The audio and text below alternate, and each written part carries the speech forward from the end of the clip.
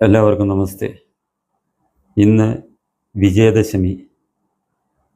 പുരാതന ഭാരതത്തിൻ്റെ കാലഘട്ടം മുതൽ തന്നെ വിജയദശമിക്ക് വളരെയേറെ പ്രാധാന്യമുള്ള ഒരു ദിവസമാണ്. അതായത് തിന്മയുടെ മേൽ നന്മ നേടിയ വിജയം ആഘോഷിക്കുന്ന ദിവസമാണ് വിജയദശമി. എന്നാൽ ആധുനിക ഭാരതത്തിൽ അതോടൊപ്പം തന്നെ വളരെ വലിയ പ്രാധാന്യമുള്ള ഒരു ദിവസമാണ് ഈ വിജയദശമി. 1925 ഒരു വിജയദശമി നാളിലാണ് RSS എന്ന ചുരുക്കപ്പേരിൽ അറിയപ്പെടുന്ന രാഷ്ട്രീയ സ്വയംസേവക സംഘം ഉദയം കൊള്ളുന്നത്. ഡോക്ടർ കേശവ് ബലിറാം ഹെഡ്ഗേവർജി നാഗ്പൂരിൽ ഒരു സംഘം ചെറുപ്പക്കാരെ കോർത്തിണക്കി സംഘം രൂപീകരിച്ച ആ പുണ്യദിനമാണ് ഇന്ന്. ഈ പുണ്യദിനത്തിൽ സംഘം അതിൻ്റെ 100ാം ജന്മദിനം അഥവാ ശതാബ്ദി ആഘോഷിക്കുകയാണ്. നമ്മളൊന്ന് ചിന്തിച്ച് നോക്കുക, എത്രമാത്രം പ്രാധാന്യമുള്ള ഒരു ദിനമാണ് നമ്മുടെ ഭാരതത്തിന് ഈ ദിനം എന്നുള്ളത്. സംഘം എന്ന ഈ മഹാപ്രസ്ഥാനം ഡോക്ടർ ജി രൂപീകരിച്ചിരുന്നില്ല എങ്കിൽ ഇന്ത്യയുടെ അവസ്ഥ എന്താകുമായിരുന്നു എന്നുള്ളത് നമ്മൾ ചിന്തിച്ച് നോക്കുക.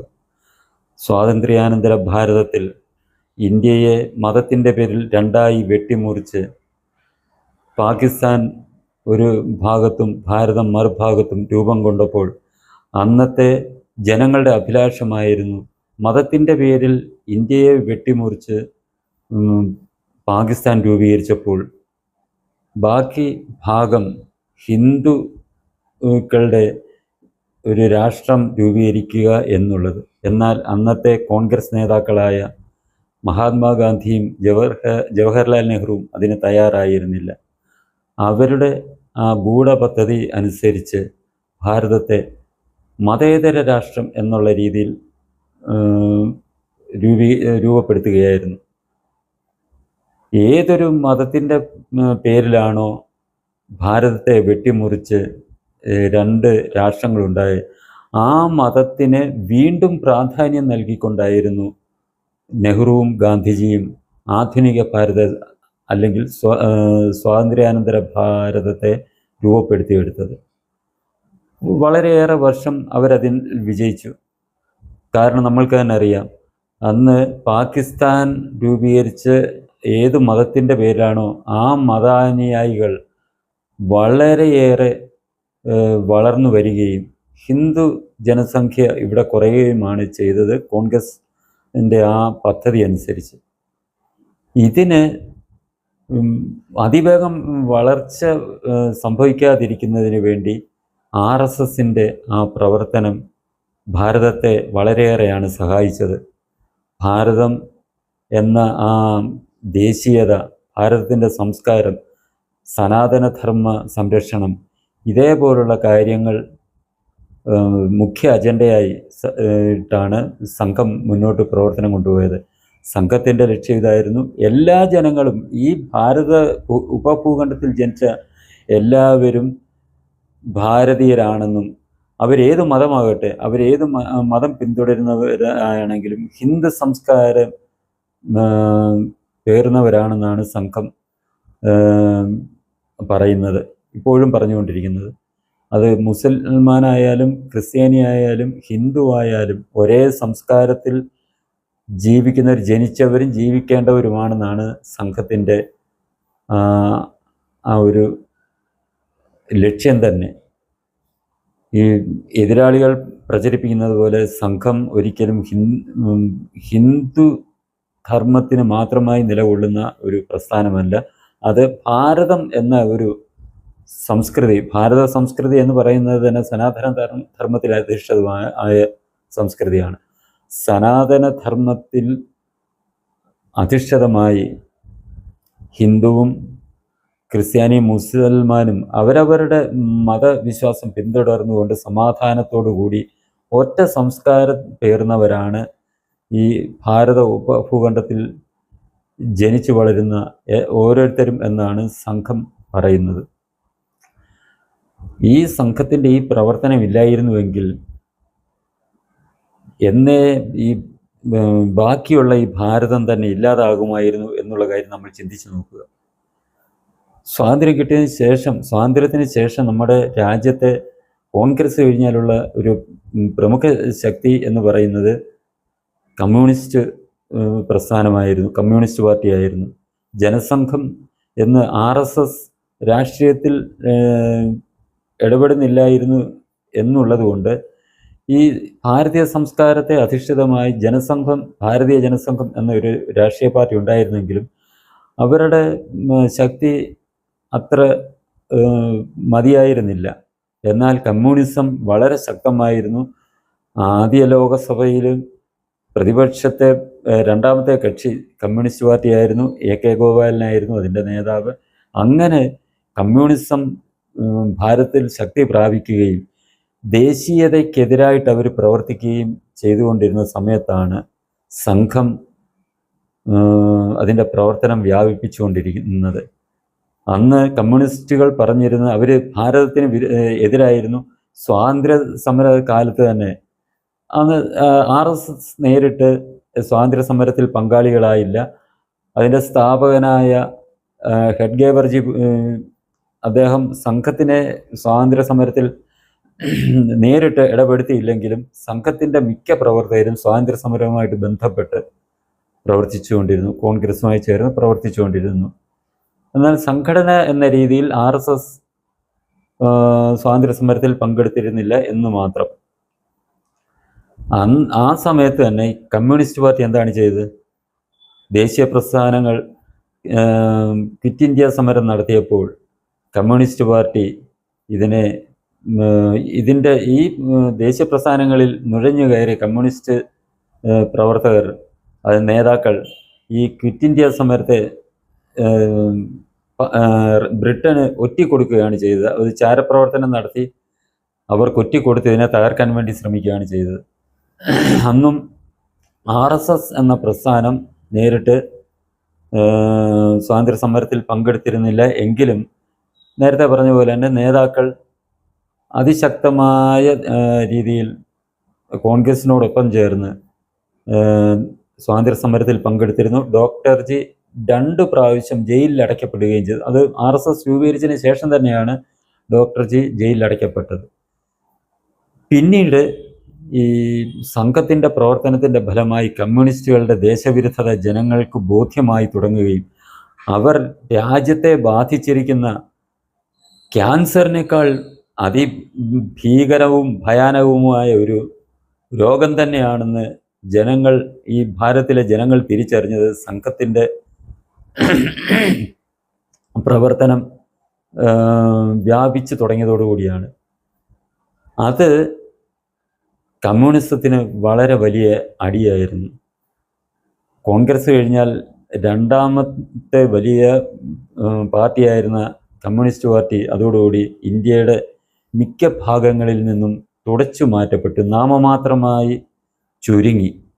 പിന്നീട് അവർ കേരളത്തിലും ബംഗാളിലും ത്രിപുരയിലും മാത്രമായിട്ട് തൂത്ത് എറിയപ്പെടുകയായിരുന്നു. വർഷങ്ങളോളം ബംഗാളിനെ അവർ ഭരിച്ചു, ത്രിപുരയെ ഭരിച്ചു, കേരളത്തിൽ മാറി 5 വർഷം കൂടി അങ്ങനെ മാറി ഭരിച്ചു. ആ സമയത്ത് ഇന്ത്യയുടെ മറ്റ് പ്രദേശങ്ങളിൽ BJP, അതായത് ജനസംഘത്തിൻ്റെ പിന്നീടുണ്ടായ രൂപമായ 80-ന് ശേഷം ഉണ്ടായ രൂപമായ ഭാരതീയ ജനതാ പാർട്ടി ശക്തമായി തുടങ്ങി. സംഘപ്രവർത്തകരും അതുവരെ രാഷ്ട്രീയത്തിൽ ഇറങ്ങാതിരുന്ന സംഘപ്രവർത്തകർ BJPക്ക് അനുകൂലമായ നിലപാട് സ്വീകരിച്ചതോടെ പല സംസ്ഥാനങ്ങളിലും BJP അധികാരത്തിൽ എത്താൻ തുടങ്ങി, അല്ലെങ്കിൽ പ്രബല ശക്തിയായി മാറി. അതോടുകൂടി കോൺഗ്രസിനും അവരുടെ നിലപാടിൽ നിന്ന് വ്യതിചലിക്കേണ്ടി വന്നു. അങ്ങനെ കോൺഗ്രസിൻ്റെ ഈ ഇന്ത്യയെ തകർക്കുക എന്നുള്ള കമ്മ്യൂണിസ്റ്റുകളുടെ ആ ലക്ഷ്യത്തിനൊപ്പം ചേർന്ന് പ്രവർത്തിക്കാൻ പറ്റാത്ത സാഹചര്യം അങ്ങനെ ഉണ്ടാവുകയായിരുന്നു. അതോടെ രാഷ്ട്രത്തിൻ്റെ പുരോഗതിക്കും ചെറിയ തുടക്കം കുറിക്കുകയും ചെയ്തു. BJP ശക്തമായതാണ് സത്യത്തിൽ അതിന് കാരണം, അല്ലെങ്കിൽ സംഘം ശക്തമായതാണ് അതിന് കാരണം. സംഘത്തിനെ അവഗണിച്ചുകൊണ്ട് മുന്നോട്ട് പോകാൻ കഴിയില്ല, അല്ലെങ്കിൽ ബി ജെ പിയുടെ ആവശ്യങ്ങളെ കണ്ടില്ല എന്ന് അടിച്ചുകൊണ്ട് മുന്നോട്ട് പോകാൻ കഴിയുകയില്ല എന്ന് മനസ്സിലാക്കിയ കോൺഗ്രസ് നേതൃത്വം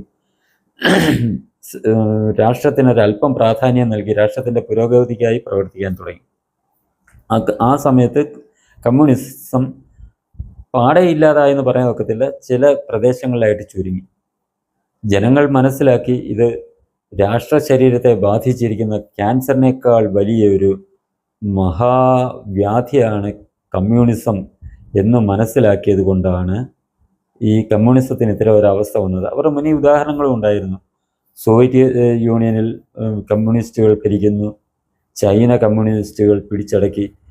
അതോടുകൂടി ഈ രണ്ട് പ്രദേശങ്ങളിലും ജനങ്ങൾ അനുഭവിക്കുന്ന നരകയാതന, അവർക്ക് അവിടെ സ്വാതന്ത്ര്യമില്ല, എന്തെങ്കിലും അഭിപ്രായം പറഞ്ഞാൽ അവരെ പിടിച്ച് ജയിലിലടയ്ക്കുക അല്ലെങ്കിൽ തൂക്കിക്കൊല്ലുക, ഇതേപോലുള്ള സാഹചര്യങ്ങളാണ്. സ്വന്തം ജനതയെ കൂട്ടക്കുരു ചെയ്യാൻ മടിക്കാത്തവരാണ് കമ്മ്യൂണിസ്റ്റുകൾ എന്ന് മനസ്സിലാക്കി ഏതൊരു പ്രദേശത്ത് അവർ ഭരണത്തിൽ വന്നാലും ആ രാജ്യത്തിൻ്റെ സംസ്കൃതിയെ നശിപ്പിക്കും, അവിടുത്തെ സംസ്കാരം ഇല്ലാതാക്കി രാജ്യത്തെ കുട്ടിച്ചോറാക്കും എന്ന് മനസ്സിലാക്കി ഇന്ത്യയിലെ ജനങ്ങൾ കമ്മ്യൂണിസത്തെ പുറന്തള്ളാൻ തുടങ്ങി. എങ്കിലും നമ്മൾ പറയല്ലേ, നമ്മൾ മാലിന്യങ്ങൾ വിശാലമായി പരന്നു കിടക്കുന്ന, നമ്മുടെ വീട്ടുമുറ്റത്താണെങ്കിലും പരന്നു കിടക്കുന്ന മാലിന്യങ്ങളെ നമ്മൾ തൂത്തുകൂട്ടി അത് പൂർണ്ണമായി മാലിന്യമുക്തമാക്കുന്നതിന് മുമ്പ് നമ്മൾ തൂത്ത് ഒരു മൂലയ്ക്ക് കൊണ്ട് കൂട്ടും. 2-3 ഭാഗത്തായിട്ട് വിശാലമായ മുറ്റമാണെന്നുണ്ടെങ്കിൽ നമ്മൾ 2-3 ഭാഗത്തായിട്ട് ആ മാലിന്യം കൂട്ടിയിടും ആദ്യം എന്ന് പറഞ്ഞതിൻ്റെ കൂട്ടാണ് വിശാലമായ ഭാരതത്തിലെ ഈ കമ്മ്യൂണിസം എന്ന മഹാവ്യാധി അല്ലെങ്കിൽ ആ മാലിന്യത്തെ 2-3 ഭാഗങ്ങളിൽ കൊണ്ട് ഇവിടെ കൂട്ടിയിട്ടിരുന്നു. അതാണ് കേരളവും ബംഗാളും ത്രിപുരയും. പിന്നീട് ബംഗാളിലേതും ത്രിപുരയിലേതും നിന്നും ഈ മാലിന്യങ്ങൾ പൂർണ്ണമായി നമ്മൾ നീക്കം ചെയ്തു. ഇപ്പോൾ ആ മാലിന്യത്തിൻ്റെ കൂമ്പാരം കുറച്ച്, ആ മഹാവ്യാധിയുടെ കൂമ്പാരം കുറച്ച് കേരളം എന്ന ഭാരതത്തിൻ്റെ ആ കേരളം എന്ന രാഷ്ട്ര ശരീരത്തിൻ്റെ ആ ഭാഗത്ത് മാത്രമായിട്ട് ഇപ്പോൾ കൂടിക്കിടപ്പുണ്ട് എന്നുള്ളത് മാത്രം നമ്മൾ ചിന്തിക്കുക. അപ്പോൾ ഭാരതത്തിലെ ജനങ്ങൾ ഈ മാലിന്യത്തെ തുടച്ച് നീക്കിക്കൊണ്ടിരിക്കുന്ന സന്ദർഭമാണ്.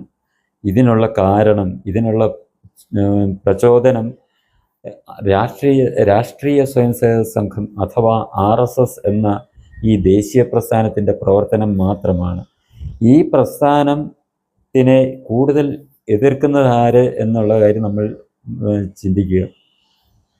ഈ മതം മാറ്റ ലോബികൾ വിദേശ സഹായത്തോടുകൂടി മതം മാറ്റം നടത്തി ഭാരതത്തിൻ്റെ ആ ഒരു സംസ്കൃതിയെ തന്നെ മാറ്റിമറിച്ച് അവരുടെ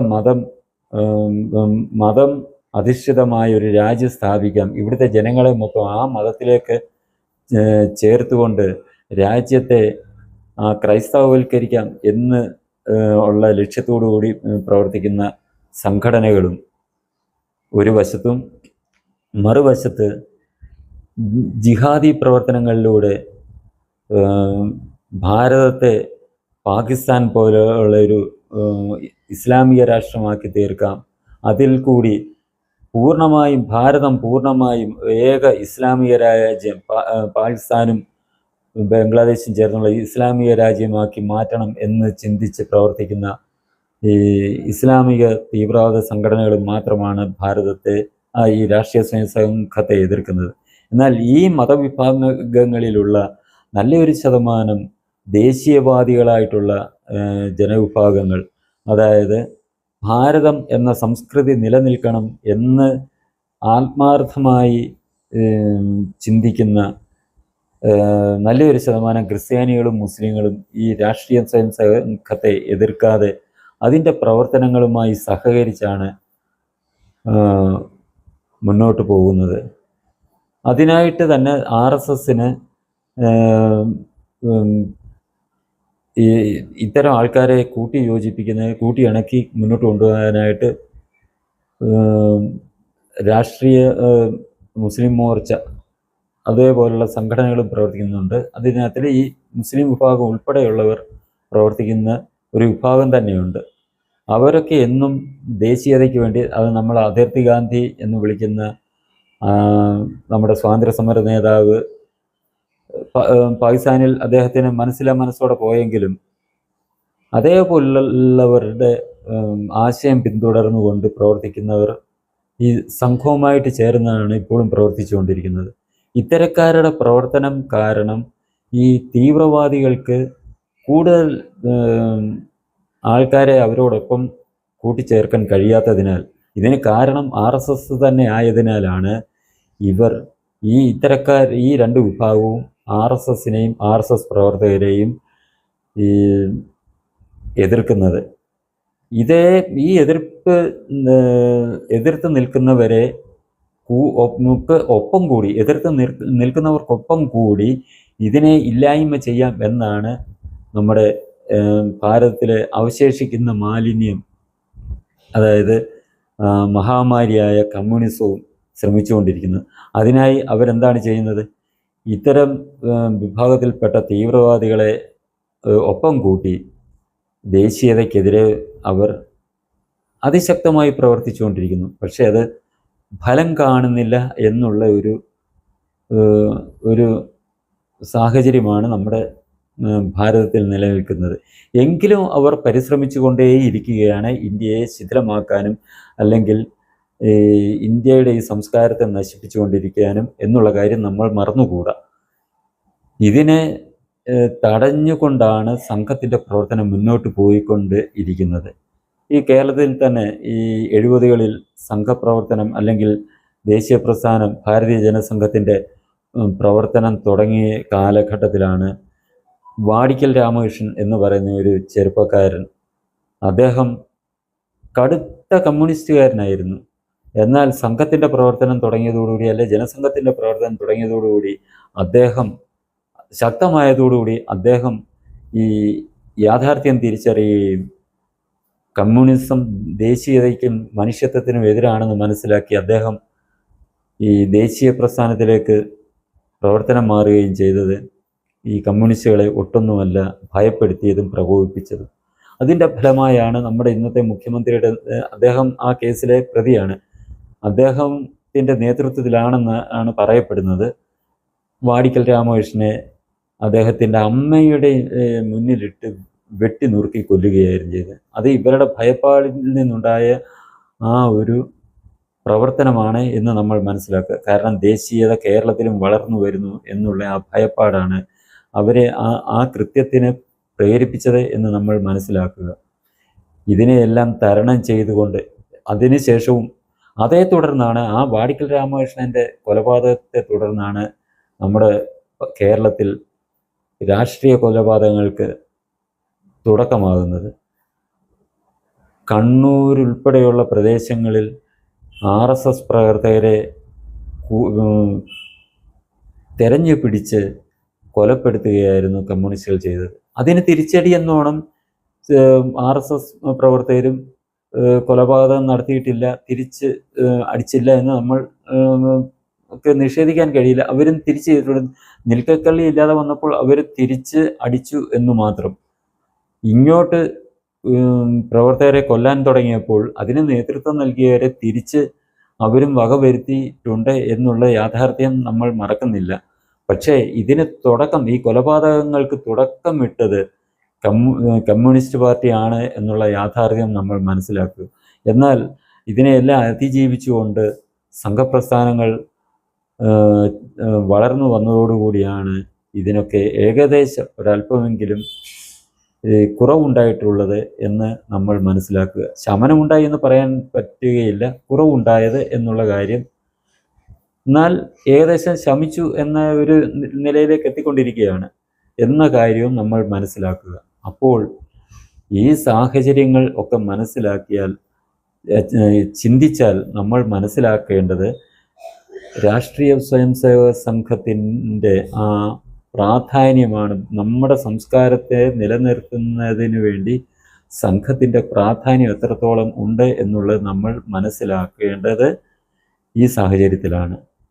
ഈ സംഘം ഈ 100ാം വാർഷികം ആഘോഷിക്കുമ്പോൾ നമ്മൾ അതിനോടൊപ്പം ചേർന്നുകൊണ്ട് ഇതിനെ കൂടുതൽ കൂടുതൽ ജനങ്ങളിൽ എത്തിച്ച് സംഘത്തിനെ ഭാരതത്തെ പരമവൈഭവത്തിൽ ലോകത്തിൻ്റെ നെറുകയിലെത്തിക്കാനുള്ള ആ രാഷ്ട്രീയ സ്വയംസേവക സംഘത്തിൻ്റെ പ്രവർത്തനങ്ങളുടെ ഭാഗഭാക്കാകുക എന്നുള്ളതാണ് നമ്മുടെ ഈ ഭാരതത്തെ സ്നേഹിക്കുന്ന ഓരോരുത്തരും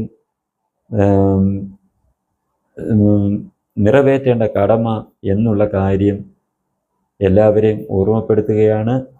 ഈ വേളയിൽ എല്ലാവർക്കും വിജയദശമി ആശംസകൾ നേരുന്നു. വന്ദേ ഭാരതമാതരം. ഈ ചാനൽ നിങ്ങൾക്കിഷ്ടമായെങ്കിലും പുതിയ വീഡിയോകൾ ലഭിക്കുന്നതിനും ചാനൽ സബ്സ്ക്രൈബ് ചെയ്യുക. തുടർന്ന് വരുന്ന ബെൽ ബട്ടണുകളിലും അമർത്തുക.